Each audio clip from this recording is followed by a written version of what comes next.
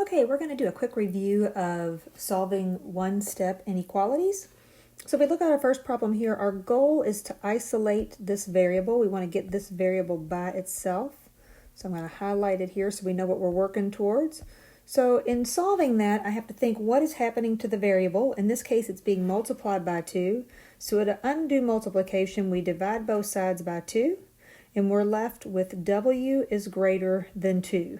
So if I go down here to the bottom, I'm going to say, well, this is 2, this is 3, this is 4, this is 1, this is 0. If I were going to graph this, I would have to have an open circle because there's no equal to in my inequality.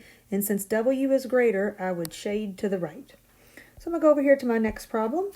I have negative 5 times m is greater than 5. So to get rid of that negative 5, remember I'm trying to isolate my variable. To get rid of that negative 5, I'm going to divide both sides by negative 5.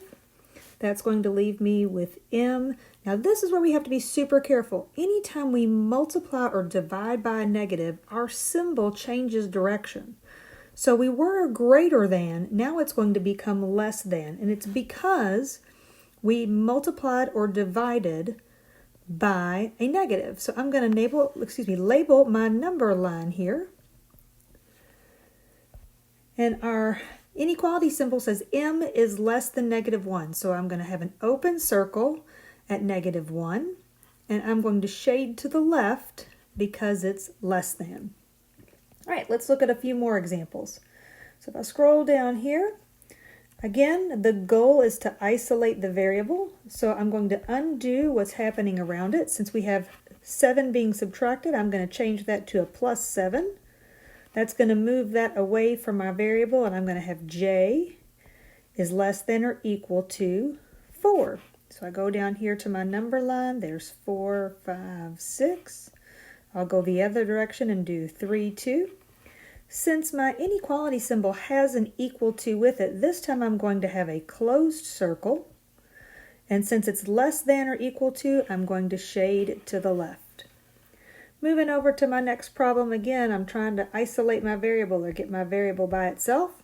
To undo that, I have to multiply both sides by negative 1 because I have a negative 1 that's being divided there, or c is being divided by negative 1. So to undo that, we multiply. Since we're multiplying or dividing by a negative, our symbol is going to change direction. So instead of less than, it's going to become greater than, and it becomes negative 39. If I were to mark that, I'm going to start with negative 39 in the middle of mine.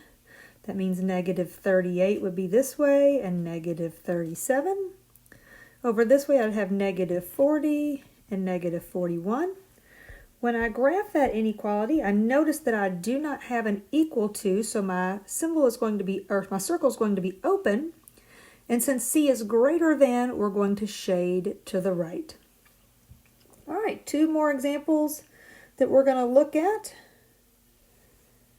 Okay, in this one again, we're trying to isolate the variable or get that variable by itself. So to get rid of that plus 3, I'm going to subtract 3. That's going to leave me with a is greater than negative 12. So if I set up my number line here, I'm going to have negative 12 in the middle. That means I'll have negative 11. Then negative 10 over there, negative 13, and negative 14 on that left side. My circle in this case is going to be open because I do not have an equal to, and since a is greater than, I'm going to shade to the right. My last example here, again, the goal is to isolate the variable or get that variable by itself. To undo divided by 4, we have to multiply both sides by 4. That will get rid of that divided by 4 and leave me with x is less than or equal to 4. So I go down here to my number line. There's my 4, my 5, my 6. On the other side, I would have a 3 and a 2. Since my symbol does have an equal to with it, it's going to be a closed circle. And since it's less than, it's going to shade to the left. I hope this has been helpful for you.